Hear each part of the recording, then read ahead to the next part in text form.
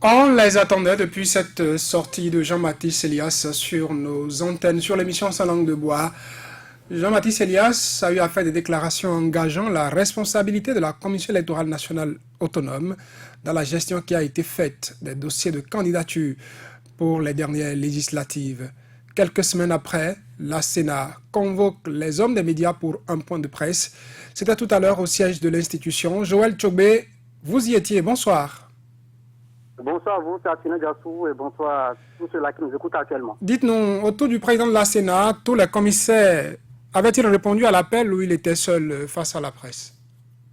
Vous savez, comme il est de coutume en ce genre d'occasion, puisqu'il s'agissait bien entendu d'un point de presse à la lutte d'une réplique, à la lutte donc d'un droit de réponse, le président de la Sénat s'est fait entourer par ses collègues, les autres commissaires. J'ai pu retrouver à ses côtés la première vice-présidente, donc Madame Boukwanadio, également, qui était assise à ses côtés.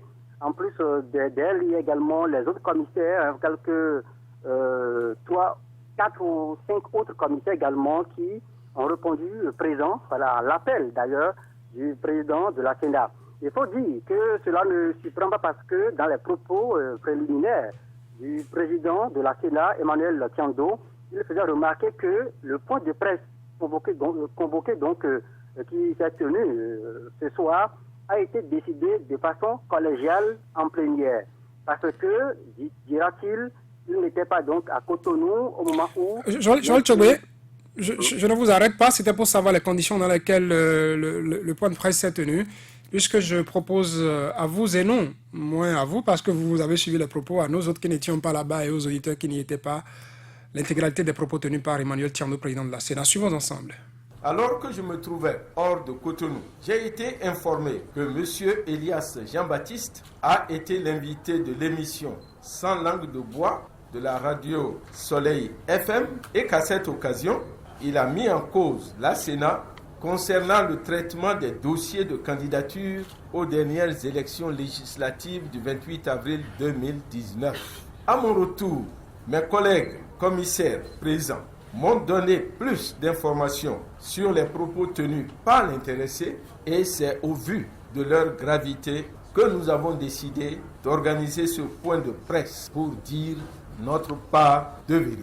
Mon propos sera axé sur 3 points. Premier point, ce sont les remarques d'ordre général sur la démarche et les dénonciations de M. Elias Jean-Baptiste. Deuxième point, ce sont les questionnements suscités par ces déclarations. Troisièmement, enfin, les réponses aux accusations évoquées. Premier point donc, les remarques d'ordre général sur la démarche et les dénonciations faites par M.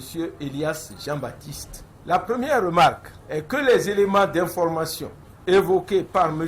Elias ne portent pas sur des faits nouveaux. Contrairement à ce qui se dit, il ne s'agit ni de révélation ni de déballage. Il s'agit en effet de faits déjà connus, puisque la Sénat elle-même les a évoqués au cours de notre conférence de presse du 13 mars 2019, suite aux accusations de favoritisme faites par certains partis et même des individus à l'issue de la publication de la liste des partis politiques retenus pour prendre part aux élections au terme des délibérations de la Sénat.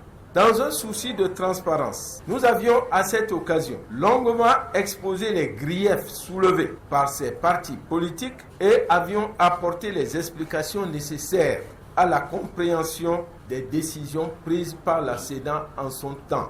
Il n'y a donc aucun élément nouveau dans ce qui a été dit par M. Elias Jean-Baptiste au cours de sa sortie médiatique. Il a tout au plus repris ce qui avait été déjà porté à la connaissance de l'opinion publique nationale par la Sénat elle-même.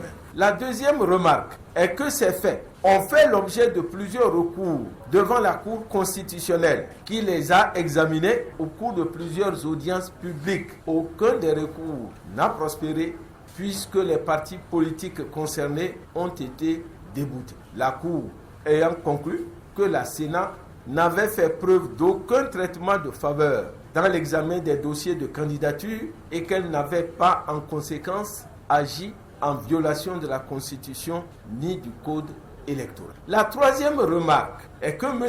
Elias Jean-Baptiste ne fait sciemment pas état de ce que le dossier a fait l'objet de plusieurs séances de travail entre la Sénat et une délégation de l'Autorité nationale de lutte contre la corruption sous sa présidence même. En effet, par lettre en date du 2 avril 2019, voilà la lettre, le président de l'Autorité nationale de lutte contre la corruption m'a informé de son souhait d'auditionner 2 cadres de la Sénat responsables du comité chargé de l'étude des dossiers au sujet d'une plainte relative au traitement des dossiers de déclaration de candidature. J'ai demandé à M.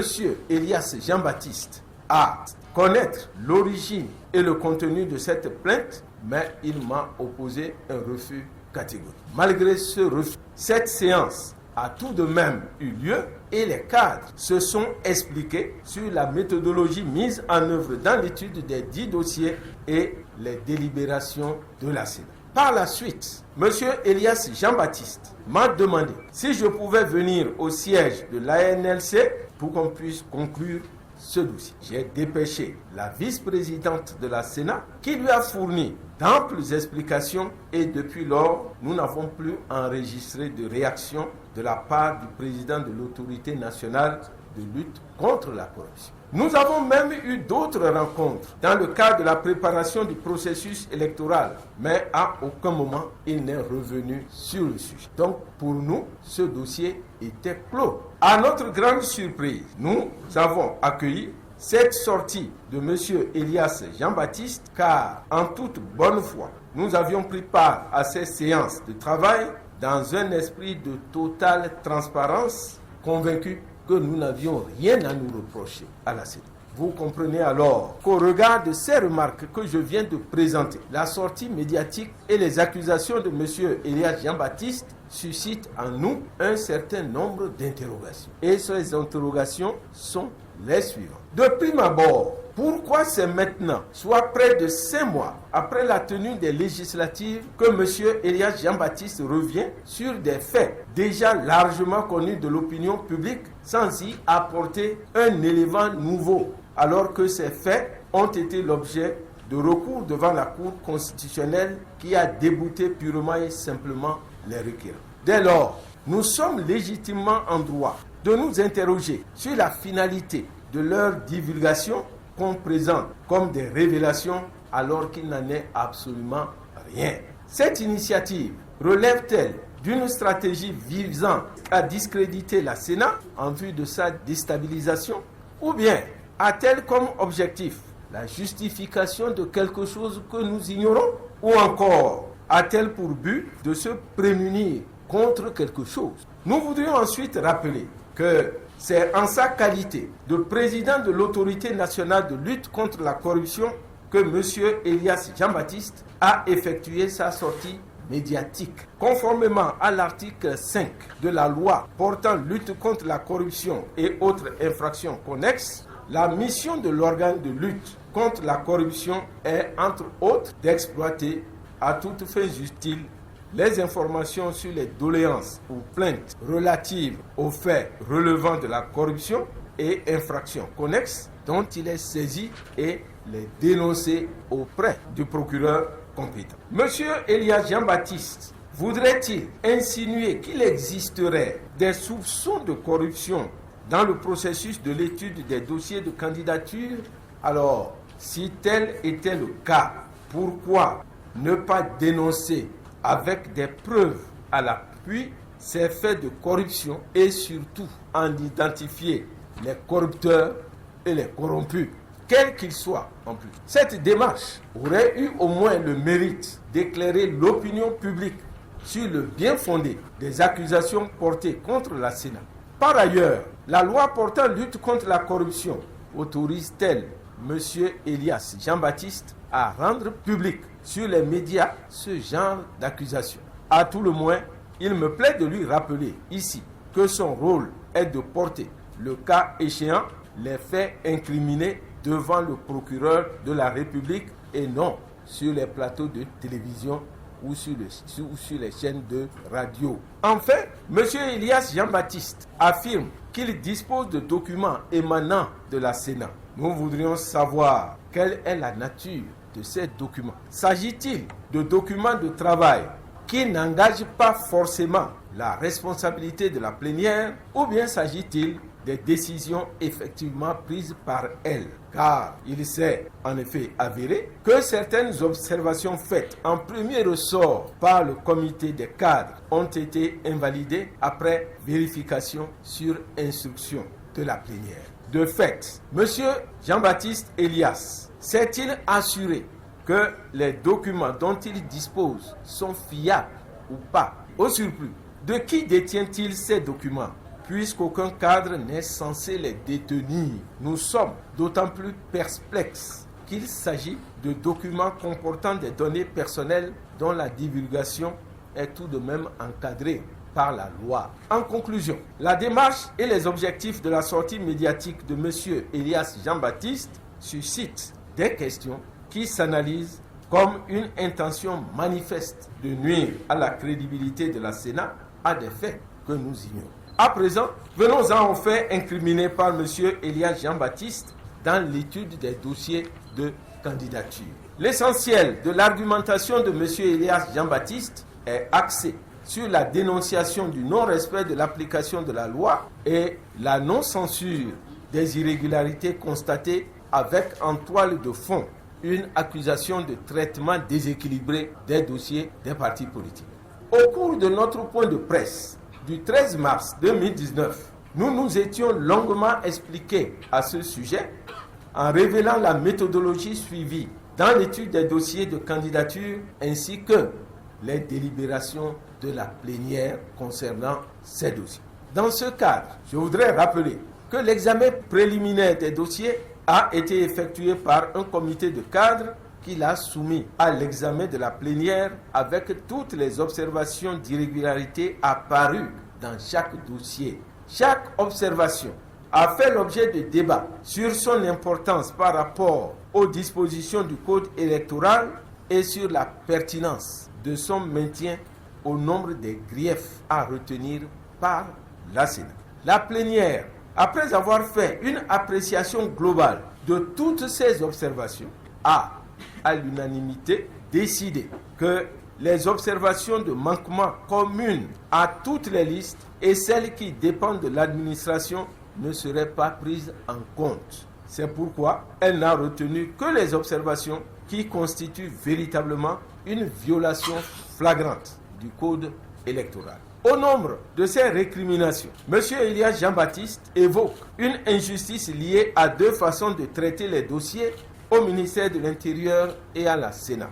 À ce sujet, je voudrais rappeler que la Sénat n'est pas un service relevant du ministère de l'Intérieur. Son fonctionnement repose sur son autonomie organisationnelle et délibérante. Établir une comparaison entre la méthodologie du ministère de l'Intérieur et celle de la Sénat relève d'un mauvais procès, d'autant que ces deux institutions n'ont jamais établi une plateforme méthodologique commune pour l'étude des dossiers. Pourquoi veut-on que la Sénat fasse comme ce qui se fait au niveau du ministère de l'Intérieur? Nous ne dépendons pas de M. Sakalafia. M.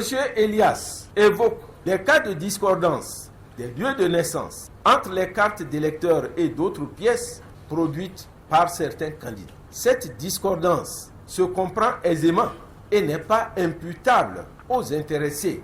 Elle est la conséquence de la réforme territoriale intervenue en 1978 dans notre pays et qui a créé de nouvelles circonscriptions administratives. À titre d'illustration, Kérou, avant la réforme de 1978, faisait partie de Condé, de même que Komé faisait partie de Grand Pou. Ifani relevait de Sakété, Kalalé et Perere relevaient de Nik.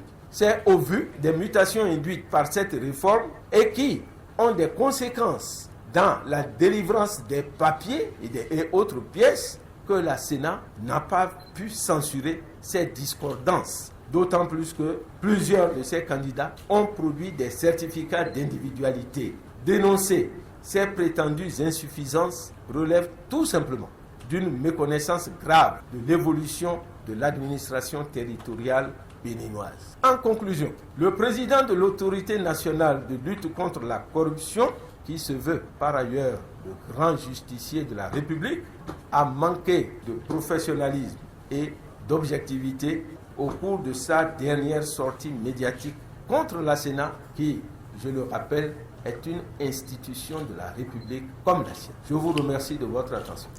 Ce n'était pas un droit de réponse qu'il nous a demandé, Virgile Avancé, mais on vient de lui accorder un droit de réponse en diffusant l'intégralité de ses propos sur cette émission.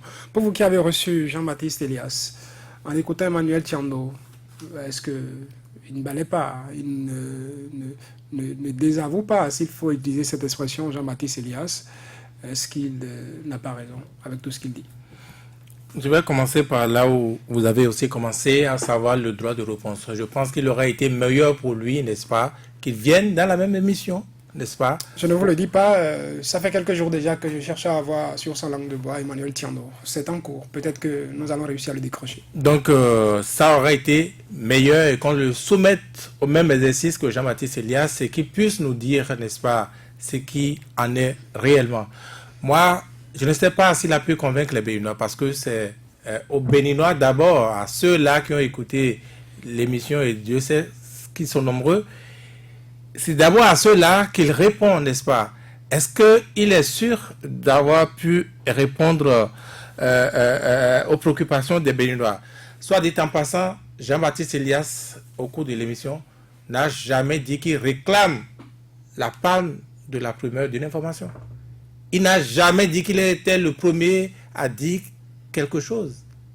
Il n'a jamais dit que, oui, la Sénat avait déjà fait cette sortie le 13 mars. Il n'a jamais dit que non, il était le premier à parler ainsi le 15 septembre dernier. Pas du tout. Ce que Jean-Baptiste Elias disait, et soit dit en passant également, c'est moi qui ai pris l'initiative de l'inviter. C'est moi qui ai pris l'initiative de l'inviter. Il a dit au cours de l'émission, après plusieurs tentatives. Il disait que dans le contexte où on imposait, n'est-ce pas, on faisait simplement la misère aux partis de l'opposition jusqu'à fragiliser la paix, la quiétude sociale aujourd'hui, qu'il valait mieux, n'est-ce pas, donner le récépissé à ces partis politiques pour clore cet épisode. Et il faisait, n'est-ce pas, la comparaison avec ce qui s'est passé. Que les partis retenus n'étaient pas exempts de reproches. Qu'ils ne sont pas exempts de reproches et que ça fait comme du deux poids, deux mesures en agissant ainsi. Et il a fini par illustrer à travers les questions comment lui il établit le deux poids, deux mesures. C'est ainsi qu'il est arrivé, n'est-ce pas, à déballer tout ce qui s'est passé à la Sénat. Et quand le président de la Sénat, n'est-ce pas, répond, pour moi, il dit qu'il n'était pas au pays, mais même s'il n'est pas au pays, l'émission est sur YouTube, tout le monde regarde. Il aurait pu aller saisir, il n'aurait raté aucune virgule, aucune seconde de cette émission. Il a comme sélectionné ses réponses, les aspects de l'émission qui l'arrangent. Pour moi, je vais vous donner un seul exemple. Et s'il est à l'écoute, moi je voudrais qu'il monte au créneau pour nous dire que ça ne valait pas, qu'on annule, n'est-ce pas, ces deux listes-là, tout au moins la liste qui était en cause. Dites-moi, est-ce que papier pour s'engager, que ce soit une déclaration sur l'honneur, que ce soit même qui est candidat à une élection non signée, cela vaut une déclaration sur l'honneur? Je demande au professeur, oui, professeur Emmanuel Tiando, si cela vaut une déclaration sur l'honneur. Ça vaut qu'on retienne ce papier. Rien, laissons tomber le reste. Il aurait, n'est-ce pas, éliminé pour cette cause, cette liste, qu'on n'aurait pas eu ce désordre d'organisation de législatives exclusives. On n'aurait pas eu ça, puisqu'il n'avait que deux partis. On aurait éliminé un, qu'il n'aurait pas compétition, parce qu'il n'a pas compétition. Monsieur le professeur, mais c'est ça la vérité. Et quand vous dites que Kérou était dans Kouandé, etc., j'en conviens. Mais ce n'est pas parce que vous étiez né au temps de Kouandé qu'on a découpé maintenant, on a fait le découpage, que vous redevenez maintenant de Kairou. Ce n'est pas ça, ça ne se passe pas comme ça. Je ne sais pas ce qu'il veut expliquer exactement. Je ne vous arrête pas, mais... Si vous permettez. Je vais juste ajouter quelque chose. Et je dis, il a sélectionné. Mais il a au moins quelqu'un parmi ceux que Jean-Baptiste Elias a dénoncé, quelqu'un qui a eu 3 dates de naissance, par exemple. Comment eux, ils ont pu arbitrer pour choisir une seule date et retenir un pareil dossier? Permettez que j'ajoute quelque chose à propos. Pour avoir été à la sortie du 13 mars 2019, pour avoir écouté Emmanuel Tirno, j'ai écouté un autre élément, un élément nouveau dans ce qu'il a dit, qu'il n'avait pas dit le jour-là. Très bien. Il a dit que les gens ont produit un certificat d'individualité. Je l'ai entendu dans ses propos d'aujourd'hui. Il n'avait pas dit le 13 mars. On peut réécouter les bandes qui existent encore chez nous. Que cela fait mal. Et à moi de poser la question, où se trouve alors le débat? Pourquoi avoir exposé ces irrégularités à la presse si les gens avaient produit un certificat d'individualité? D'où sort alors la polémique? Pourquoi tenir compte de ça comme étant une irrégularité et en parler devant la presse si les 4 qui ont vérifié avaient déjà découvert qu'un certificat d'individualité a été produit? Par exemple, je demanderais qu'on puisse nous convaincre du moment de délivrance de ces certificats de conformité, de ces certificats d'individualité, et que ce ne soit pas parce qu'on en a parlé sur la IFM qu'un certificat d'individualité est apparu par la suite pour corroborer tout ça. C'était juste quelque chose que j'ajoute à ce que vous étiez en train de dire. Donc, même si, n'est-ce pas, désormais on a des partis Kairou, de Kouandé et tout le reste, et qu'on ne peut pas imputer, je suis d'accord avec lui, qu'on ne peut pas imputer ça à ces personnes, à ces candidats-là, n'est-ce pas? Cela ne peut pas influencer, par ailleurs, les dates de naissance. Quelqu'un qui est né vert, puis subitement a une date de naissance normale, puis encore une autre dans un autre mois, ces genres de décalage, quand même, moi je trouve que ce n'est pas du tout normal. Et vous étiez à cette conférence de presse, est-ce qu'il était question de 3 dates de naissance pour une personne à la Sénat, à cette conférence de presse? Ils ont évoqué les dates de naissance. Mais est-ce qu'ils ont évoqué 3 dates de naissance pour une seule personne? Je n'en ai pas compté pour dénommer le nombre de fois. Ulrich Châteauneau, première réaction. Non, d'abord, je salue cette sortie du président de la Sénat. Je salue cette sortie et je dis également que je trouve qu'il pouvait ne pas également faire cette sortie-là. Bon, vous allez me dire, mais pourquoi saluer cette sortie? Mais dans le même temps, en Vendée populaire depuis la sortie je salue cette sortie parce qu'il a voulu être le pédagogue, il a voulu suivre une démarche scientifique, partir des remarques, des observations, parler des hypothèses, des questionnements et puis déboucher sur des solutions ou des choses. Je dis, c'est vrai, je vais peut-être adopter la même remarque parce que quand je prends un tout petit peu la déclaration du président de la Sénat, il dit que cette sortie médiatique, cette conférence de presse, c'était parce que le président de l'ANLC lui a fait des déclarations graves sur Soleil FM. Il a eu à faire des déclarations graves. Et il continue en disant que mais ce qui a été dit ou ce que le président de la NLC a dit, que c'était déjà des choses que lui, en tant que président de la Sénat, avait eu à dire le 13. Donc, je ne trouve pas en réalité la gravité ou je ne trouve pas ce qu'il met dans grave dans les propos qu'il a eu à tenir. Si tant est que vous avez eu à dire au prime abord ce que vous reprochez aujourd'hui à l'autre, mais pourquoi, où trouvez-vous la gravité en réalité de ce qui a été fait? C'est la première question que je me pose. Je dis, mais le président, effectivement, de l'ANLC, comme le disait tout à l'heure Vigie, l'émission est sur YouTube, l'émission, il pouvait peut-être y avoir d'abord une réaction à chaud, et peut-être revenir en discuter avec les autres membres de la Sénat et voir la conduite à tenir. Et il y a également le président de l'ANLC là, c'est une institution. On peut déjà d'abord engager cette démarche-là entre institutions pour comprendre davantage ce qui s'est passé. Je pense que cette sortie médiatique n'aurait véritablement pas changé grand-chose. Et pourquoi? Parce que, Vigil a également dit tout à l'heure, mais si ce que vous avez dit, le président de l'ANC n'a effectivement jamais dit que c'est pour la première fois qu'il en parlait, mais les auditeurs, ceux qui ont écouté l'émission, ont dit, mais voilà quelqu'un que nous, au départ, on voulait entendre. Ce sont eux qui ont pris ça comme étant des révélations, comme étant des déballages.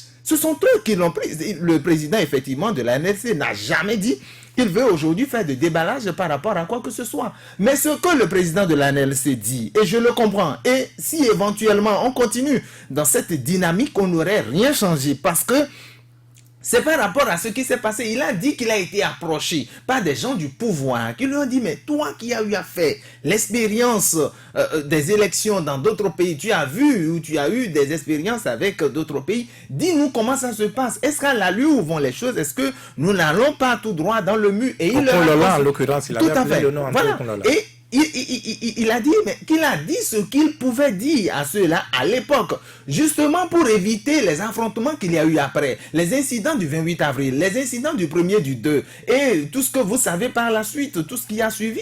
Aujourd'hui, il parle encore pour éviter que demain, les mêmes situations, les mêmes incidents ne se reproduisent. Donc, il est, lui, dans une démarche, aller sur un plateau de radio et de télévision. Il a quand même le droit, mais dans cette dynamique-là, qu'est-ce qu'il a envie de dire? C'est ce qu'il faut peut-être chercher à savoir. Et lorsque le président, je prends un ou deux aspects rapidement abordés par le président de la Sénat qui dit par exemple que ce qu'on reprochait ou ce qui a été reproché à ces partis politiques, que c'était déjà des choses liées par exemple aux actes, que cela ne dépendait pas donc des mises en cause. Et là je dis d'accord, cela ne dépendait pas des mises en cause. Il a fait également un rapprochement avec le ministère de l'Intérieur, comme quoi il n'y a pas un même mode de traitement, que la Sénat n'est pas sous tutelle du ministère de l'Intérieur, que la Sénat et le ministère de l'Intérieur ne pouvaient pas avoir quand même les mêmes modes d'appréciation. Et je dis encore, je suis d'accord. Maintenant, premier point, mais si tant est que vous n'avez pas les mêmes modes d'appréciation, mais comment se fait-il que les erreurs que l'autre a refusées, puisque c'est lui qui a d'abord pris les dossiers, c'est le ministère de l'Intérieur qui a apprécié. Le ministère de l'Intérieur dit, moi je ne vais pas accepter que quelqu'un ait 2 à 3 dates ou 3 dates de naissance par exemple. Je prends ce cas.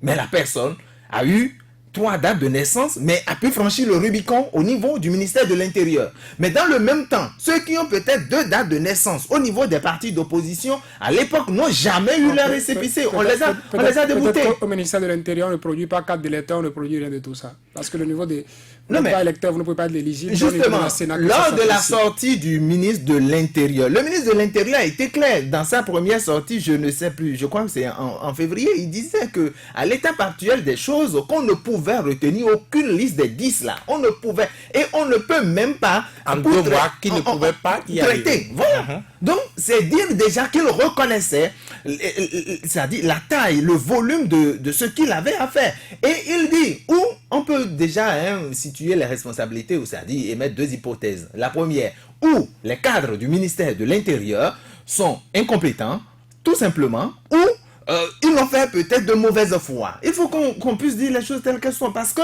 vous ne pouvez pas, dans un environnement donné, en traitant des dossiers, puisqu'à l'époque, on ne reprochait même pas à ces partis politiques que, bon, il y avait des gens qui étaient poursuivis par la justice qu'il fallait retirer. Il n'y avait pas encore ça.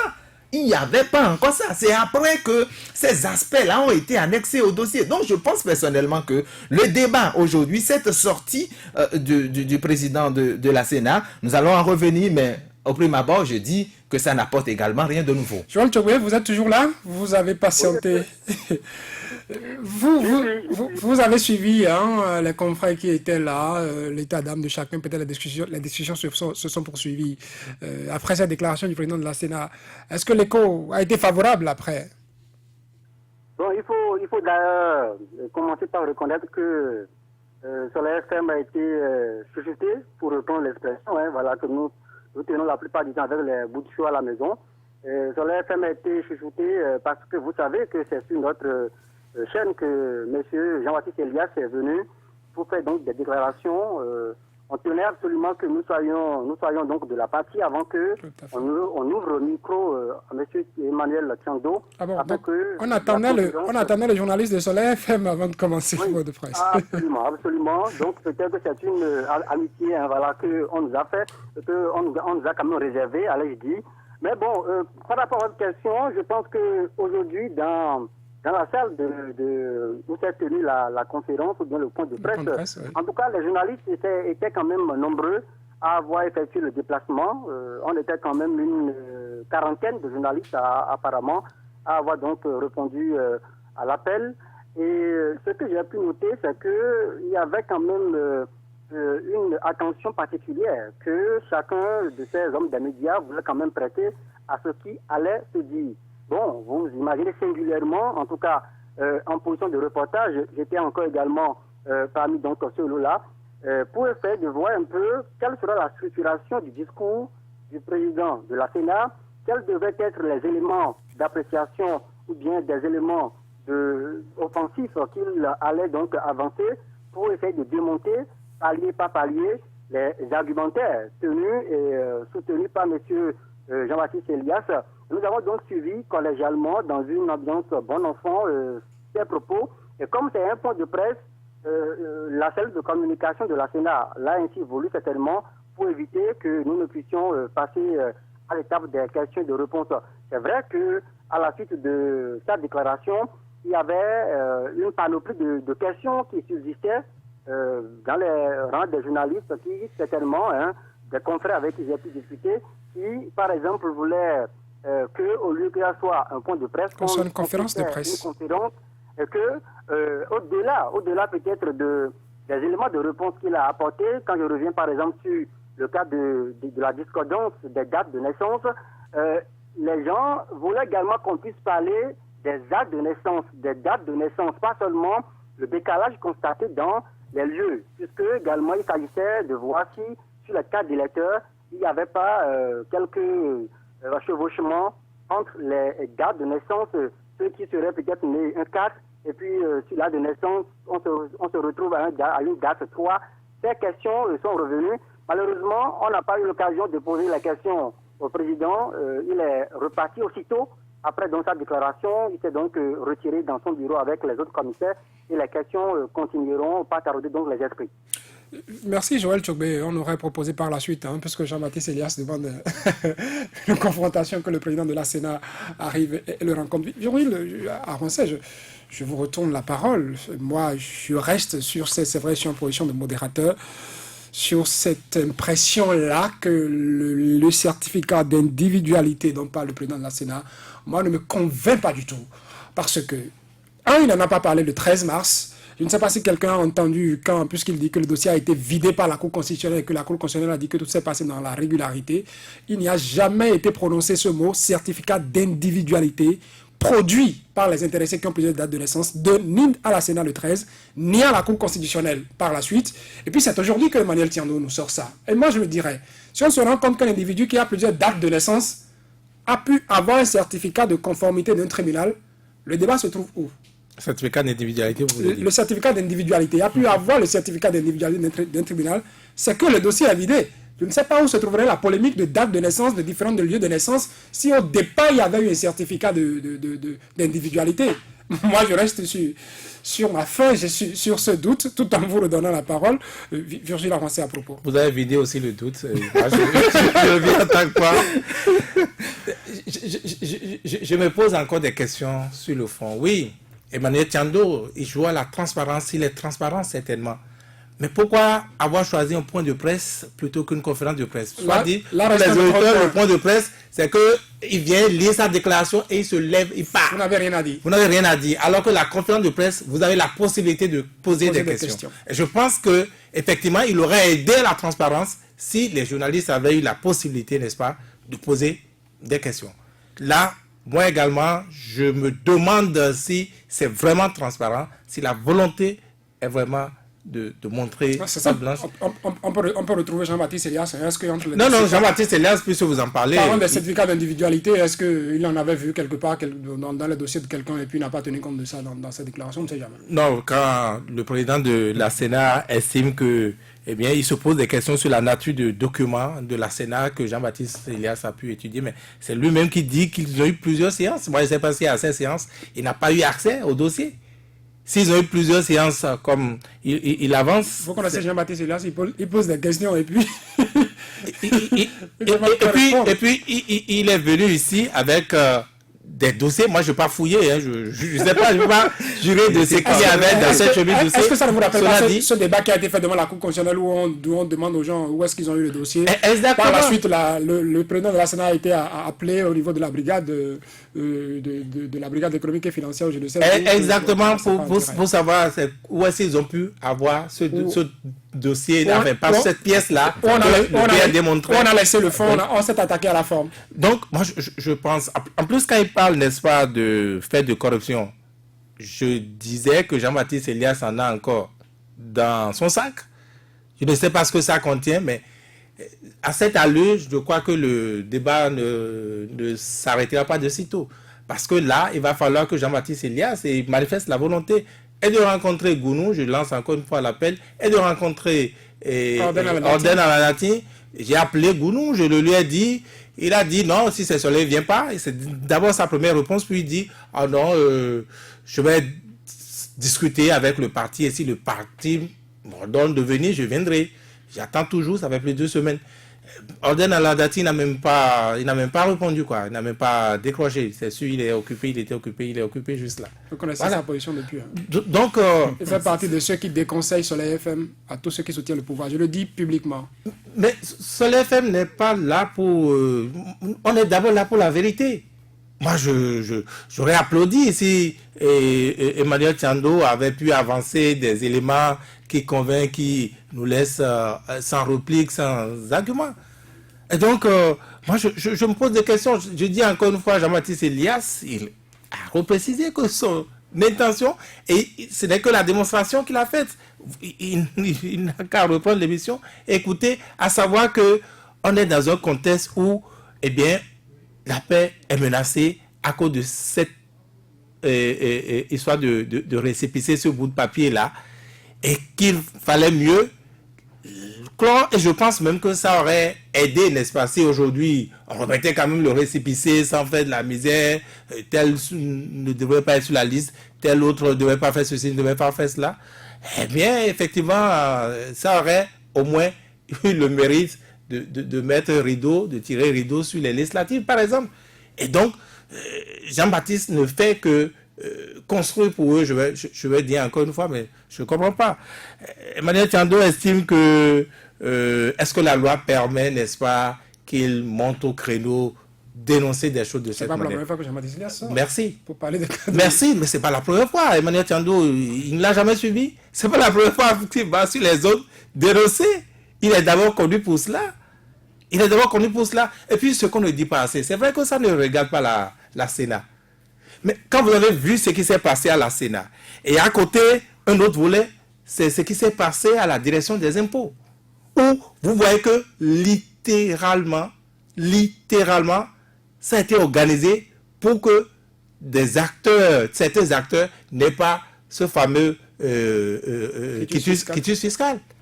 Ça veut dire que ça a été littéralement organisé, la non-participation des partis de l'opposition. C'est la conclusion. Et c'est l'effet que le sujet. Donc moi, je ne sais pas pourquoi Emmanuel Tiando, le président de la Sénat, oui, il était normal qu'une réponse puisse venir de la Sénat après de ces grosses accusations. Et l'autre réplique qu'on attend, c'est la direction des impôts. Non, c'est la direction des impôts. Peut-être qu'elle arrive avant que le directeur général des impôts revienne ici. Il faudra qu'il retourne répondre aux questions de Jean-Baptiste Elias qu'il a laissé en suspens. Peut-être qu'il a répondu et Jean-Baptiste est venu dire autre chose ici.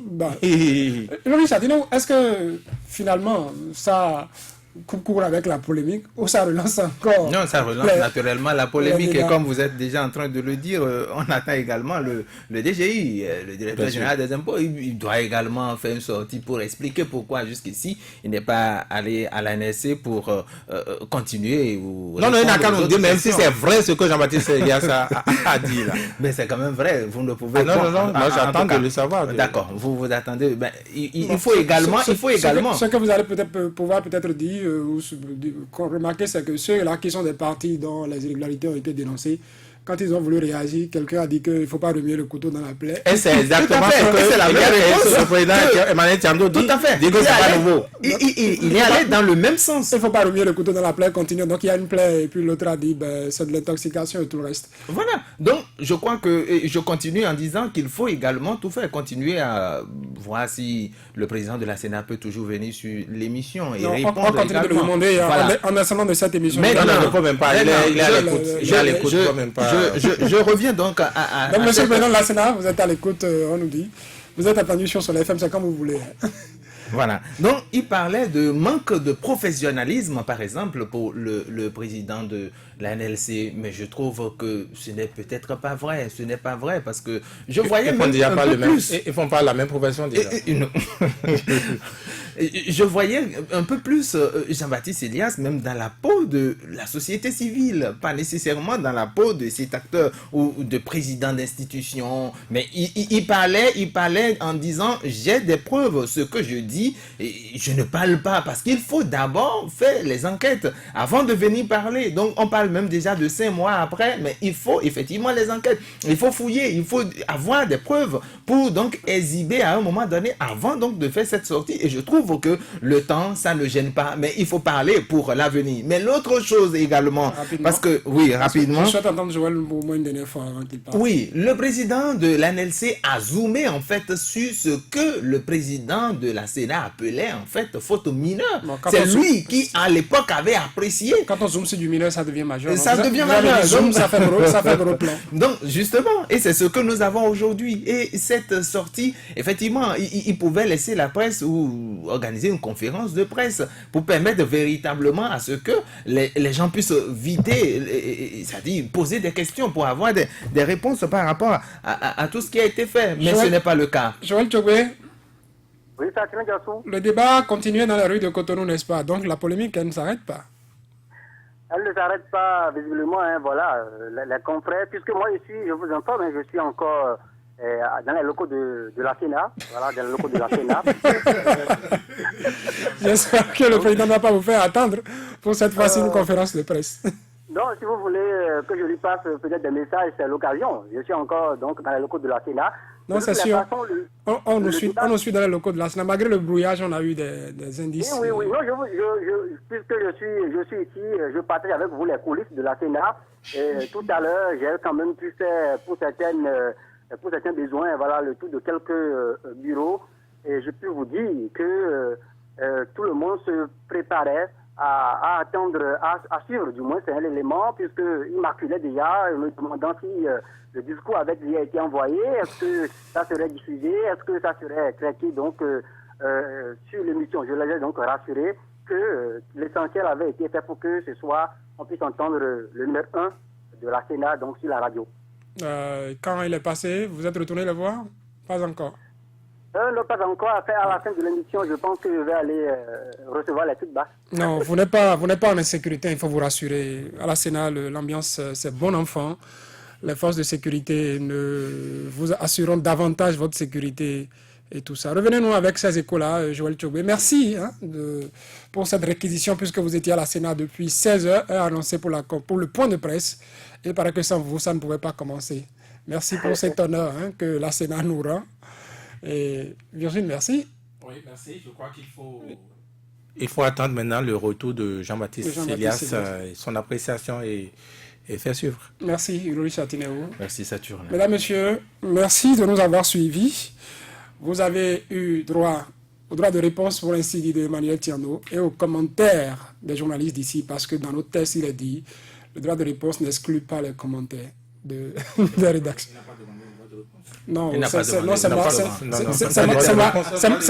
moi qui l'appelle ainsi. Dans les mêmes conditions. Oui, ça s'est passé un dimanche, ça va se régler dimanche. Non, c'est moi qui l'appelle ainsi parce qu'on a diffusé l'intégralité. C'est pourquoi je mets ça en griffe. Parlant de droit de réponse. Ce n'était pas animal, ce n'était pas de l'animosité entre la Sénat et... En tout cas, je l'ai dit, le président de la Sénat est attendu ici. C'est quand il veut. Merci de nous avoir suivis, mesdames, messieurs.